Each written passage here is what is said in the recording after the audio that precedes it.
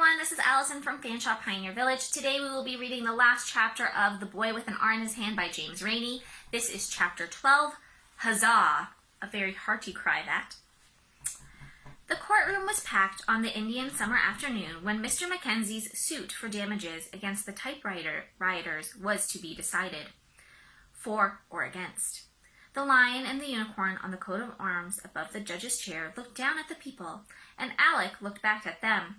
Lady Catherine occasionally waved a pink and gilt fan back and forth, but only occasionally, since there had been cold weather recently, and although it was now warm outside, the courtroom itself was still rather chilly and damp. At last the jury entered. Some of the older jurymen looked rather pale. It was later learned that they had sat up all night arguing with one stubborn man who had wanted to award Mackenzie damages for only £150. The foreman stood up, and everyone was quiet. "Your lordship," said the foreman, "we the jury conclude that the type rioters, Mr. Jarvis and the others, should be fined for their outrageous act, and that the money given over to Mr. Mackenzie to restore his printing shop completely as it was before the riot. The fine they must pay is £625 sterling. 3/4 of the audience cheered at this. 1/4 groaned, for they were the relatives and parents who would have to pay for their offspring's prank. Here is a picture of the courtroom.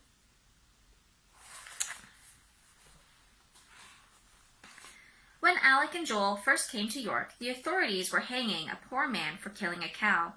When they left York a year later, a dozen or so idle young men were being fined, albeit a huge fine, but still only being fined for wrecking an expensive and complicated printing shop worth 100 cows, a shop out of which almost a dozen people made their living. When they left York, they were leaving that very afternoon for Scotland, where the Reverend Mr. Buchanan had fallen heir to his father's land. The steamer Frontenac was sailing for Kingston at 4, and their luggage was already aboard. The judge finished speaking, the court rose, and the confused hubbub of voices broke out. "I shall have to sell my horse, sulked Master Raymond Baby." "This country is relapsing into barbarism," said Lady Catherine. "I'm sure the young gentlemen cannot do anything to entertain themselves. The tradesmen are so particular about the law." "How will I pay for my 7 new waistcoats?" moaned another young rioter. "With all that money, Mackenzie's apprentices will dress up better than we do." At the door of the courthouse, the apprentices stood, waiting for their employer. When he appeared, they gave him a loud and hearty cheer, a sound that made those calling for their coaches wince and look sour, but made most of those proceeding on foot smile. "Huzzah! Huzzah for Mackenzie and liberty! Mackenzie and freedom of the press!" "Are you sad to leave York?" said the boy's father, as, later on, the McAllister coach trundled them about in a farewell tour of the town. The boys could not make up their minds. "It's an odd little place. Already it has its poor quarter and its rich quarter, its jail and its church, and yet you would think in the New World we could get away from the evil old ways. You would almost think there was no other way to arrange human beings.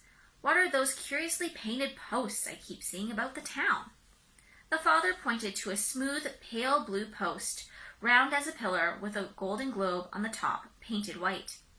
"That's the limit post for the debtors in jail," exclaimed Joel.